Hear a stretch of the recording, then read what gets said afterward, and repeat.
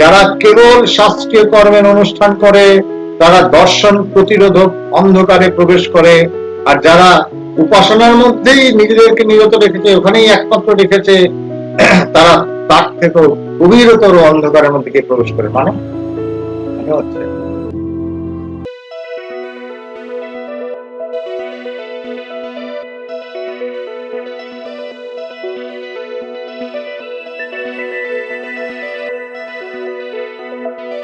সবাইকে স্বাগতম জানাচ্ছি আমাদের এই উপনিষদের চর্চা। কিছুদিন হলো আমরা শুরু করেছি। গত বৃহস্পতিবার এই চর্চাটা আমরা করতে পারিনি। তার একটা কারণ আছে। আমার একটা দুঃখ সংবাদ, শোক সংবাদ ছিল। আমাদের স্বামী নিত্যানন্দ মহারাজ, ভগবানের সহোদর ছোট ভাই, তিনি দেহ রেখেছেন। তো সেই জন্য সেদিন হঠাৎ করে ঘটনাটা হয়ে যাওয়ার পরে তারপরে আমরা সবাই সবাই তারপর দেখলাম আমি ঘটনা চলে গেল। তো সেদিন আর নেওয়া হয়নি। সেদিন আর এই আলোচনায় আমরা আসতে পারি। তারপরে আজকে এসেছি বেদান্ত সোসাইটি এবং সারা বিশ্বের জন্য অ্যাকচুয়ালি আমি একটা বিরাট ব্যক্তিত্ব। সারা জীবন ধরে তিনি একটা ত্যাগের প্রতিমূর্ত রূপ তিনি দেখা গেছেন। সারা জীবন ধরে ত্যাগ করে গেছেন। তার সংসার তো করেনি প্রথম জীবনে, শেষে সন্ন্যাস গ্রহণ করেন, সুন্দর একটি জীবন যাপন করলেন। ঈশ্বর তাকে এখন ভগবত চলে গেছে। এটা একটা বিরাট ব্যাপার যে দেহ থাকে না, দেহ ত্যাগ হয়, দেহ চলে যায়। এই দেহ চলে গেল, এরপর কি ব্যাপার, এটা নিয়ে কিন্তু আমরা খুব একটা কিছু জানি না। আমরা খালি মৃত্যুটাকে ভয় পাই, এতটুকু হয়। সাধারণভাবে সবাই কি হয়, মৃত্যুটাকে ভয় পাচ্ছে। কি হলো, বিরাট ভয়ের ব্যাপার। তো উপনিষদ কিংবা বেদান্ত এটা করে যে ভয়টা কাটিয়ে দেয়। ভয়টা কাটিয়ে দিয়ে মানে প্রথম কথা হলো যে তোমার মৃত্যু হবে, এই কথাটা বুঝিয়ে দেওয়া হয়। মৃত্যু বলতে কি? মৃত্যু বলতে যে এই যে স্থূল শরীর যেটাকে দেখা যাচ্ছে, এই শরীরটা মানে অন্ত, শেষ। এর পরে যা রয়ে যাচ্ছে তা অন্য কিছু। আমরা রোজ স্বপ্ন দেখি, নিদ্রায় যাই, রোজ ঘুমোই, আমরা রোজ স্বপ্ন দেখি। স্বপ্নের মধ্যে কিন্তু আমরা কি ভাবনা বিচার করতে পারি? ভালো মন্দ বিচার কিন্তু হয় না। যেমন ভাবে আমরা সারা জীবন ভেবেছি, ওই অবশ ভাবে সেই ভাবনাগুলি স্বপ্নের মধ্যে ঘুরতে থাকে। সেখানে ঠিক বেঠিক আমরা কিন্তু চিন্তা করতে পারি না, আসে না চিন্তাগুলি। কেমন ভাবে চিন্তাগুলি আসে স্বপ্নের মধ্যে? যেমনি ভাবে একটা মানে এই যে বললাম না, অবশ হয়, আমাদের ইন্দ্রিয়গুলি যেন অবশ ভাবে চলছে, অন্য কেউ ওটাকে চালাচ্ছে, আমরা নিয়ন্ত্রণ থাকে না। তাই বলছে যতদিন তুমি এই দেহ আছে, বেঁচে আছো, যতক্ষণ এই যে বেঁচে থাকা অবস্থাতে তুমি যেভাবে যা কিছু অভ্যেস করবে, সেটা কিন্তু তোমার সংস্কার রূপে রয়ে যাবে। যদি তুমি ঈশ্বর চিন্তা করতে থাকো, তো স্বাভাবিকভাবেই স্বপ্নের মধ্যে ঈশ্বর চিন্তা করতে তোমার অসুবিধা হবে না। কিন্তু তুমি যদি অন্য কিছু নিয়ে চিন্তা করো, তবে কিন্তু দেখা যাবে তোমার ভাবনা চিন্তাগুলি স্বপ্নে যেমন অন্য চিন্তা চলছে, উদয় করে স্বপ্নে অন্য চিন্তা চলছে, তখন ঈশ্বর চিন্তা চলবে না। মৃত্যু মানে হচ্ছে ওই অমনি একটা কিছু, নিদ্রার মতোই একটা কিছু, যেখানে আমাদের আলাদা করে চিন্তা করার কোনো ক্ষমতা থাকে না, চলে যায়, পাই না। সেই জন্য এই সারা জীবনে যা অভ্যাস করেছেন, সেটাই কিন্তু পাথেয় হিসেবে থাকবে, সংস্কার হিসেবে থাকবে, সেটাই সাহায্য করবে। এই যে আমরা উপনিষদ পড়ছি, ঈশোপনিষদ, খুব সুন্দর জিনিস। ঈশোপনিষদের আস্তে আস্তে দেখবো কি বলছেন। যখন দেহ চলে যাওয়ার পরে আমরা শুনবো, কারণ এতদিন আমরা দেখেছি কিভাবে এসেছেন, কিভাবে চর্চাটা হচ্ছে, উপনিষদ কিভাবে আমাদের সামনে আত্মতত্ত্বের কথা কিভাবে খুলে ধরছেন, এটা আমরা দেখেছি। এখন এটাও দেখতে পাবো যে কিভাবে দেহ চলে গেলে কি, যারা এই আত্মজ্ঞান হচ্ছে, আত্মবস্তুকে ব্রহ্মবস্তুকে যারা জেনেছেন তারা তো বলছে তারা তো মুক্ত হয়ে গেল। মুক্ত হয়ে গেলে কেমন হবে বলছে, তারা কিন্তু আর জন্ম মৃত্যুর বন্ধন থেকে চিরকালের জন্য বেরিয়ে গেল, সেটা ভালো। কিন্তু যারা পারলো না তারা বলছে তারা আবার জন্ম মৃত্যুর মধ্যে আবার তাকে ফিরে আসতে হবে। যার জন্য বলছে সংসারতি ইতি সংসার, মানে বারবার ফিরে ফিরে জন্ম মৃত্যু চক্রের মধ্যে বারবার ফিরে আসা। এটার কয়েকে রক্ষা পাওয়ার উপায় হচ্ছে যে আত্মজ্ঞান লাভ করো বাবা। আর তুমি যদি জানতে পারো নিজের স্বস্বরূপকে জানতে, সেই স্বস্বরূপকে জানানোর জন্যই কিন্তু এই উপনিষদের চর্চা হচ্ছে।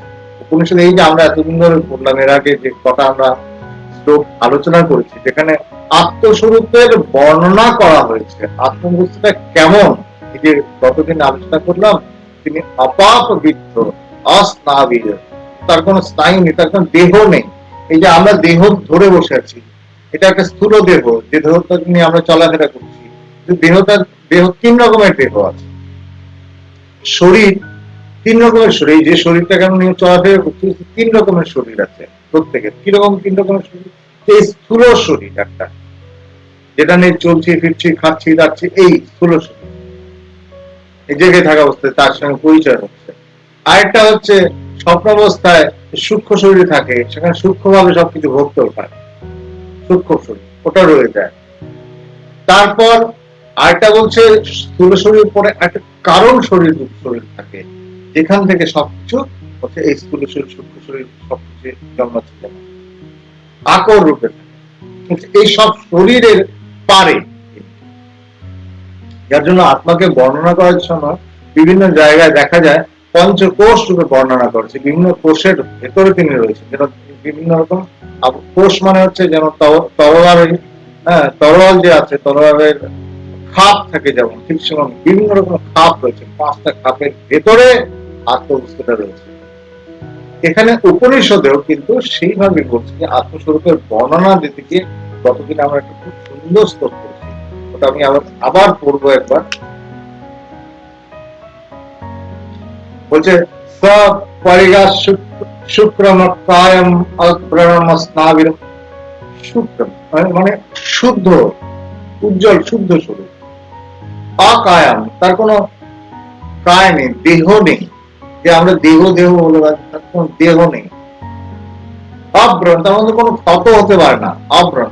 অস্নাবিরম, তার মধ্যে কোনো রক্ত রক্ত যেমন স্থূল শরীর, যেমন কারণ শিরা উপশিরার ব্যাপার ওগুলি নেই। শুদ্ধম অপাপ্য বিদ্যাম, তিনি শুদ্ধ স্বরূপ, তাকে কোন রকম পাপ স্পর্শ করতে পারে না, কোন রকম মলিনতা তাকে স্পর্শ করতে পারে না।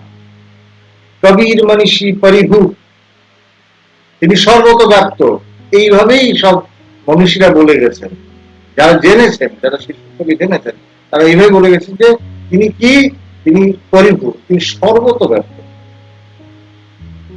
স্বয়ংভূ, তিনি নিজেই নিজের উৎপত্তি করছেন।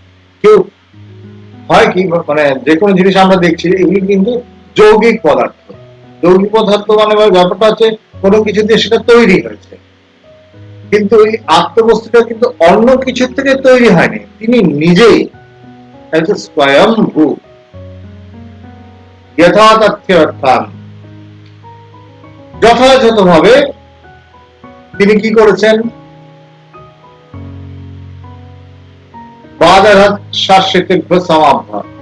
মানে এখানে একটা কথা বললো যে যেসব কর্মগুলি আছে, কাজকর্মগুলি আছে, কে কি করবে, হ্যাঁ এখানে এই যে বিশ্ব সংসার চলছে, জগৎ সংসার যে চলছে, জগৎ চক্র, এই বিশ্বচক্র চলছে, এখানে কোন জিনিসটা কি করবে, কোন তার কি ভূমিকা হবে, কি ব্যাপার, কে কি করবে, সবকিছু কিন্তু হচ্ছে ইনি, এই আত্মবস্তু যার কথা বলা আছে তিনি কিন্তু নির্দেশ করে দিয়েছেন, বলছে এই আত্মাই সেই নিত্য সম্বৎসরাক্ষ প্রজাপতিদের যত কিছু হচ্ছে সবার জন্য কর্মগুলি যথাযথভাবে এইভাবে বিভাগ করেছেন। তুমি তুমি এটা করবে, তুমি এটা করবে। যেন রাজা যেমন থাকেন না, রাজা যেমন বলে দেন যে তুমি এটা করবে, তুমি ওটা করবে, ঠিক সেভাবে বলছেন এটা তিনি যেন ভাগ করে দিয়েছেন, তিনি প্রত্যেককে তৈরি করে দিয়েছেন।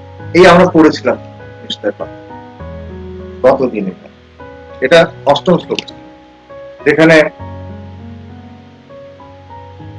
আমরা আত্মস্বরূপের, আত্মার যে বাস্তবিক স্বরূপটা কেমন সেটা নিয়ে একটু একটু একটু করে আমাদেরকে ধারণা দেয়া হচ্ছে।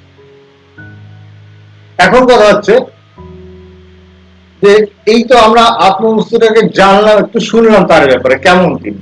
মনে করে গেল যে একজন হয়তো বা দিল্লি থেকে ঘুরে এসেছে, তিনি দিল্লির সম্পর্কে বর্ণনা করছেন যে দিল্লি এমন, দিল্লি ওরকম, দিল্লিতে এই গাড়ি আছে, ওই আছে, এসব মানে প্রাসাদ বাড়ি আছে, হ্যাঁ সব বলছে।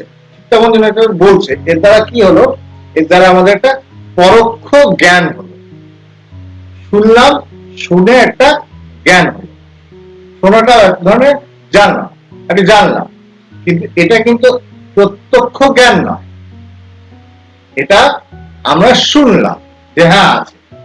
যেমন উপনিষদে এই সত্য বোঝানোর জন্য একটা গল্প বোঝানো হয়। এখানে একটা সুন্দর গল্পের অবতারণা করা যেতে পারে। একটা গল্প আমরা শুনেছি সবাই, যে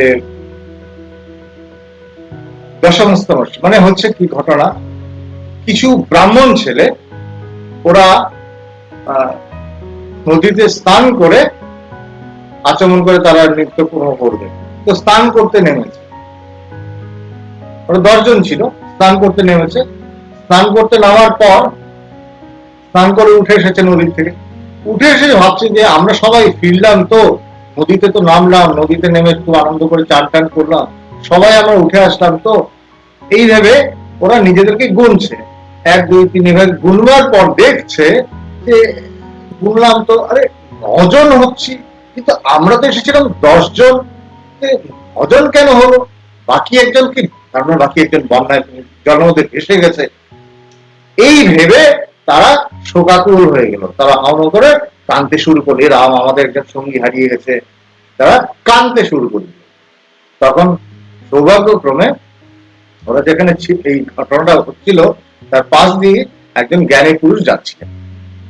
তিনি দেখতে পেলেন যে এরা কি হলো, এরা এমন করছে কেন আচরণ। দেখেই কিছু একটা মনে হয়েছে, কিছু গন্ডগোল হয়েছে না, কিছু একটা গন্ডগোল হচ্ছে বলে ভেবেছে। গেছেন, বাসা তোমরা কাঁদছো কেন, কি ব্যাপার, তোমরা শোকাকুল দেখছি, কি ব্যাপার? তো বলছে আমরা এসেছিলাম এরকম চান করব, চান করেছি, আমরা 10 জন এসেছিলাম, চান করে আমরা দেখছি যে আমরা তো 10 জন নেই, আমরা 9 জন আছি। তো এই জন্য আমাদের মধ্যে একজন হারিয়ে গেছে, এই ভেবে আমরা তো কষ্ট পাচ্ছি। তখন সেই জ্ঞানী পুরুষ এক লহমায় দেখে বুঝে গেলেন এদের মধ্যে একটু ভ্রান্তি হয়েছে। তখন তিনি বললেন, আরে তোমার বন্ধু হারায়নি, আছে, তুমি নিশ্চয়, আমি জানি তো আছে, আমি পেয়েছি তাকে। তো তখন ওরা ছেলেগুলো, সে আছে, বেঁচে আছে, যাক, এই তারা একটু আশ্বস্ত হলো। ওরা যখন শুনলো যে সেই দশম ব্যক্তি, যে দশম বন্ধু রয়েছে আমাদের, তিনি হারিয়ে যাননি, এই ভেবে তারা একটু আশ্বস্ত, তাহলে হারিয়ে যায়নি, আছে। কই আমাদেরকে পাইয়ে দিন, আমাকে দেখিয়ে দিন কোথায়। বলছে ঠিক আছে পাইয়ে দিচ্ছি, কোনো চিন্তা করো না, আমি পাইয়ে দিচ্ছি। তো তখন তিনি বললেন, তুমি গোনো, তোমরা 10 জন ছিল তো, গোনো তো।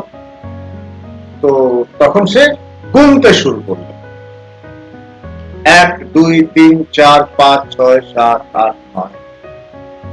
9 গিয়ে যে থামলো, তখন জ্ঞানী পুরুষ ধরে দিলেন, এই তো আঙুলটাকে নিজের বুকের দিকে ঘুরিয়ে বলছেন, তুমি হচ্ছে সেই দশম ব্যক্তি যাকে তুমি এতক্ষণ গুনছিলে।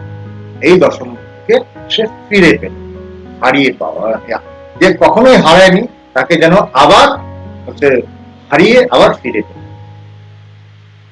এটা হচ্ছে এই অপর কেন, আমি তখন সে চুপ করল। আমাদের এখানেও ঠিক তেমন অবস্থা। যখন শাস্ত্র আমাদেরকে বললেন যার সম্পর্কে, আত্মবস্তুটা এমনি, আত্মবস্তু এই যে বর্ণনা করেছেন, এতে কি হলো, আমরা শুনলাম যে আত্মস্থিত আছে, এটা আমরা জানতে পারলাম। এটা নিয়ে আমরা একদম একদম ভিতরে আশ্বস্ত হলাম, ভিতরে হ্যাঁ আছে, বস্তুটা আছে, শাস্ত্র বলেছে, গুরু বলেছে, আছে। এখন বলা হচ্ছে জিনিসটা কেমন ভাবে পেতে হবে, পাওয়ার জন্য কিন্তু হচ্ছে গুনতে হবে, যে 12 সবকিছু করে করে ধীরে ধীরে এসে সে নিজের মধ্যে সে নিজেকেই সে খুঁজে পায় এই সত্য।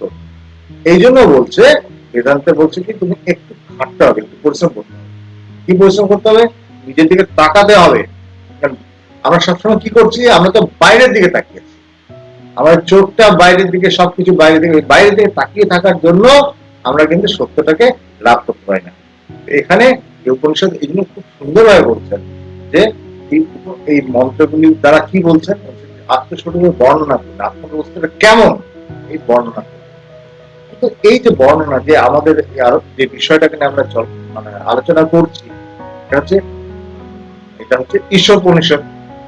ঈশোপনিষদে আমরা দেখলাম প্রথম শ্লোকটা যদি আপনাদের মনে থাকে, যেখানে ঈশাবাস্তবায়ন করে বলা হয়েছিল, তারপরে কিন্তু সুন্দর বলেছে যে সেখানে কিন্তু ত্যাগের মহিমা কীর্তন করা হয়েছে, যেখানে যারা হৃদয়ের মধ্যে সত্য বস্তুকে জোরে আঁকড়ে ধরতে চাইছে, সে অন্য কিচ্ছু চাইছেন না, কেবল সত্যকে চাইছে, এমন যারা আছে তাদের জন্য কিন্তু এটা করে বলেছে। কিন্তু এখন মুশকিল হলো যে সবাই কিন্তু এই সংসারে একরকম নয়, এই বিশ্ব সংসারে সবাই এক ধরনের মন, এক ধরনের ভাবনা নেই। কিন্তু এখন এক একজনের এক এক রকম প্রকৃতি হওয়ার জন্য কি হয়েছে, কিছু কিছু লোক রয়েছেন যারা সত্যকে চান বটে, কিন্তু তাদের মধ্যে কর্মের প্রবণতা আছে, ওরা কিছু একটা করতে চাইছে, বিভিন্ন জিনিস নিয়ে ব্যস্ত, কর্মের প্রবণতা।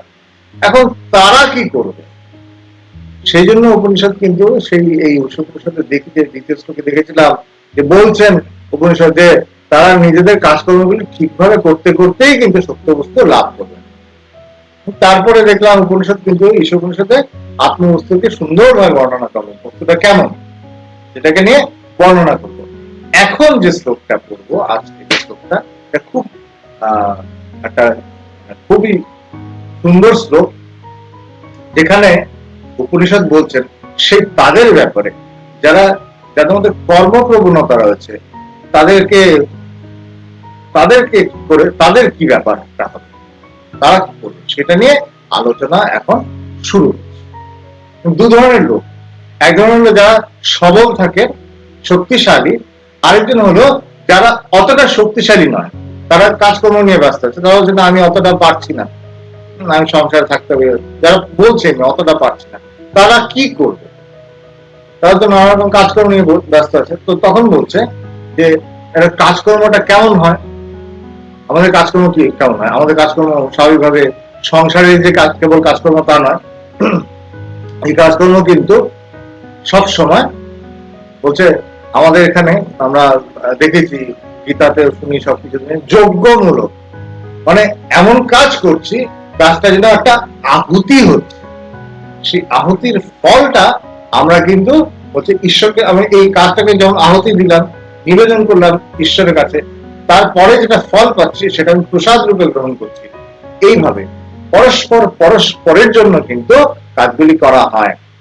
তো সেইভাবে যখন কর্ম, যার জন্য বেদের মধ্যে, উপনিষদ কিন্তু বেদেরই একটা অংশ, বেদের মধ্যে কর্মকাণ্ড একটা বিরাট ব্যাপার, সেই কর্মকাণ্ডের মধ্যে বেশিরভাগ লোক কিন্তু কর্মকাণ্ডী, তারা কর্মকাণ্ড নিয়ে ব্যস্ত। এখন এই কর্মকাণ্ডের মধ্যে যারা রয়েছে তারা কিন্তু নানা রকম কাজ কর্ম এবং এই সত্যকে জানবার জন্য ওরা কিন্তু নিজের মনকে, নিজের হৃদয়কে শান্ত করবার জন্য উপাসনার সাহায্য নেন। উপাসনা এটা একটা আলাদা ব্যাপার, এটা কিন্তু উপাসনাটা কিন্তু আমাদের কপল কল্পনা নয়, শাস্ত্র নির্দিষ্ট কিছু বিশেষ চিত্তবৃত্তি প্রবাহ করা হয়, কিন্তু এটা কিন্তু নিজের খেয়াল খুশি মতো করার ব্যাপার নেই। এখানে এর পরের শ্লোকটা সুন্দরভাবে শুরু করা হচ্ছে, বলছে যে অঙ্গম তমঃ প্রবিশন্তি অবিদ্যাमुपासते ততো ভূয় ইব তে তম ইয়া ও বিদ্যায়ামরতঃ। যারা শাস্ত্রীয় কর্ম মানে অবিদ্যান বলতে এখানে বিদ্যা অবিদ্যা এই দুটো শব্দ এখানে প্রয়োগ করা হচ্ছে। বলছে যারা শাস্ত্রীয় কর্ম এই উপাসনা এগুলি করছেন, তারা কি হচ্ছে, তারা বলছে অন্ধম তমা, মানে যেখানে দেখা যায় না, এই এরকম অদর্শন মানে চোখ নেই, অন্ধ মানে চোখ নেই, দেখা যাবে না, তম মানে অন্ধকার, মানে এইরকম মানে চক্ষু অন্ধকার মানে অন্ধকারের মতো অন্ধকার, সেখানে গিয়ে তারা প্রবেশ করে, যারা এই শাস্ত্রীয় কেবল কাজকর্মের মধ্যে নিয়োজিত করে রাখে নিজেদেরকে, তারা সেই ভয়ঙ্কর তমসাচ্ছন্ন জায়গায় গিয়ে পৌঁছায়। আর যারা বলছে কেবল উপাসনা নিয়ে ব্যস্ত, আমি ঠিক আছে কর্ম করলে আমি ওখানে চলে যাব, অন্ধকারে গিয়ে প্রবেশ করো, ঠিক আছে আমি কর্ম করলাম না, আমি কেবল উপাসনার মধ্যে বসে আছি, উপাসনা করছি, বলছে না, যারা উপাসনা নিয়ে আছে তারা তার থেকেও ভয়ঙ্কর অন্ধকার জায়গায় গিয়ে প্রবেশ করে। এই মৃত্যুর পর তারা যেন আরো ভয়ঙ্কর অন্ধকারের মধ্যে গিয়ে প্রবেশ করে, তাদের কিছুতেই তারা যেন বেরিয়ে আসতে পারে। মানে বলছে যারা কেবল শাস্ত্রীয় কর্মের অনুষ্ঠান করে, তারা দর্শন প্রতিরোধক অন্ধকারে প্রবেশ করে, আর যারা উপাসনার মধ্যেই নিজেদেরকে নিরত রেখেছে, ওখানেই একমাত্র রেখেছে, তারা তার থেকেও গভীরতর অন্ধকারের মধ্যে গিয়ে প্রবেশ করে। মানে মনে হচ্ছে এখানে সুন্দরভাবে দেখবো আমরা, ঘটনা হচ্ছে আমরা আমরা কর্মটাকে আলাদা করে ফেলেছি, কর্মটা উপাসনাটা থেকে দুটোর থেকে আমরা সেপারেট করে দিচ্ছি, বলছি না, এখানে এখানে উপাসনার তাৎপর্য এটা হচ্ছে যে উপাসনা তুমি করছো সেই উপাসনাটার সঙ্গে কিন্তু তোমার কর্মটাও জড়িত হয়ে, দুটো আলাদা নয়, যার জন্য এখানে দুটোকে নিন্দা করা হলো। এই যে এখানে নিন্দা করা হলো, এখানে কিন্তু এই উপাসনা এবং কর্ম, আমরা দেখেছি বেদের কর্মকাণ্ডে কিন্তু দেখা যায় কর্মের বিরাট মানে ভূয়সী প্রশংসা করা হচ্ছে, উপাসনা কাণ্ডে দেখেছি উপাসনার ভূয়সী প্রশংসা করা হচ্ছে, বিরাট বিরাট কথা বলা হচ্ছে। তো এখন আবার এই বেদের মধ্যেই আমরা দেখছি উপনিষদে এসে দেখলাম যে কর্ম এবং উপাসনা দুটোকেই ভয়ঙ্কর ভাবে এটা নিন্দা করা হলো। তুমি যদি কর্ম করো তুমি অন্ধকারের জায়গায় যাবে, মরবার পরে তুমি অন্ধকারের জায়গায় প্রবেশ করবে, যেখানে মানে দৃষ্টিশক্তি নাই, অন্ধতম চলে যাবে। আর তুমি যদি কেবল উপাসনা করো তুমি আরো ভয়ঙ্কর অন্ধকারের মধ্যে গিয়ে পৌঁছবে। এটা নিন্দা করা হলো কর্ম এবং উপাসনা। তো উপনিষদ মানে নিন্দা করছেন যে না, নিন্দা ঠিক করছেন না, তাৎপর্য হচ্ছে এর থেকে আরো কিছু মানে আরো কিছু দামি কিছু রয়েছে। এই দামি জিনিসটাকে উপনিষদ চিহ্নিত করিয়ে দেওয়ার জন্য বলছেন তুমি যদি কেবল কর্মের মধ্যে ব্যাপৃত থাকো তোমার এই অবস্থা হবে, তুমি যদি কেবল উপাসনার মধ্যে ব্যাপৃত থাকো তোমার এই অবস্থা হবে। এইভাবে করে উপনিষদ একটি করে আমাদেরকে এমন জায়গায় নিয়ে যাচ্ছে যেখানে আমাদের বুঝতে হবে তিনি আরো কিছু বলতে চাইছেন। কি বলতে চাইছেন?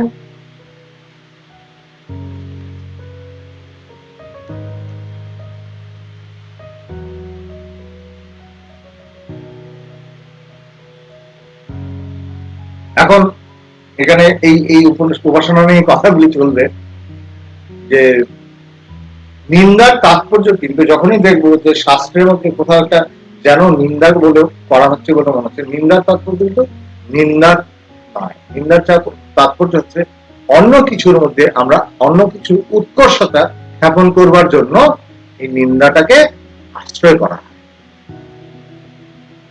এই উপাসনা ব্যাপারটা কি, এটাও কিন্তু একটা বিরাট আলোচনার বিষয়। আমরা যারা এখানে বেদান্তের এই উপনিষদের এই কথাগুলি শুনছি তাদের কিন্তু একটা কথা আমাদের খেয়াল রাখতে হবে, আমাদের প্রত্যেকের জীবনটা কিন্তু কর্মময়, কাজকর্ম নিয়ে আমরা সবাই ব্যস্ত আছি, কাজকর্ম ছাড়া কিন্তু কেউ থাকতে পারছে না। তো বলছি যে যাদের হৃদয়ে প্রবল শক্তি আছে তারা কিন্তু প্রথমে হচ্ছে ঈর্ষা বাচ্চামিদম করে বলছে সব ছেড়ে প্রথমে এসে আত্মবস্তুকে লাভ করছে। কিন্তু যারা পারছে না, যারা একটু অতটা শক্তিশালী নয়, যারা একটু দুর্বল টাইপের, তারা কেমন, তাদের জন্য তোমার কাজকর্ম এবং উপাসনা দুটোকেই প্যারালালি করতে হবে। কর্মটা কেমন এবং উপাসনাটা কেমন এটা কিন্তু আমাদের ভাববার বিষয়, এই উপাসনার বিষয়। তাই আমাদের আলাদা করে, যেমন আমরা পুজো করি, পুজো করা হয় বিভিন্ন ব্যক্তি বিভিন্ন রকম, কেউ শিবের পুজো করছে, কেউ কালীর পুজো করছে, কেউ নারায়ণের পুজো করছে, পুজো করছে। উপাসনার মধ্যে নানা রকম বিধিনিষেধের ব্যাপার আছে, শাস্ত্রীয় ভিত্তিতেই চলে সবকিছু। এটা একটা আলাদা দিক। কেন দিকটা বলা হলো, এখন এটা বুঝতে হবে। এটা বলো এই জন্য বললো যে প্রথম কারণ তো সবাই এক নয়, কেউ কেউ রয়েছে যারা একটু কম শক্তিশালী। আর দ্বিতীয় কারণ হচ্ছে এই যে তুমি কম শক্তিশালী থাকলে হবে না। তো এটা দেখবো শেষে গিয়ে কি হচ্ছে, যদি তুমি এই সত্য বস্তুটাকে সত্য হিসেবে লাভ না করতে পারছো, যে আত্মজ্ঞানের নিশ্চিত না হতে পারছো, তবে কি হচ্ছে দেখা যায় বারবার ফিরে আসতে হবে এই সংসার। যার জন্য বলছে যে আত্মজ্ঞান লাভের বিরাট মহিমা কীর্তন করা হয়, বিভিন্ন উপনিষদে আমরা এটা দেখতে পাবো। যাই হোক, আপনি আজকের কথাটা আজকে এখানে শেষ করছি। আপনারা যারা শুনছেন তারা সবাইকে ধন্যবাদ, তার এই বার্তাটা মানুষের কাছে পৌঁছে দেবেন। এই উপনিষদের কথাগুলি আমরা আরো গভীরভাবে আলোচনা করব। আপনাদের মনে কোনো প্রশ্ন থাকলে সেই প্রশ্নটা আমাকে জানাবেন, আমি সেই প্রশ্নটা নিয়ে পরে আবার আলোচনা করব। এবং আগামী বৃহস্পতিবার আমরা এরপর উপাসনা এবং উপাসনা সংক্রান্ত যেসব শ্লোক এরপরে বলছে এগুলো নিয়ে আমরা আলোচনা শুরু করব। সবাইকে আজকে এখানে যুক্ত হওয়ার জন্য অনেক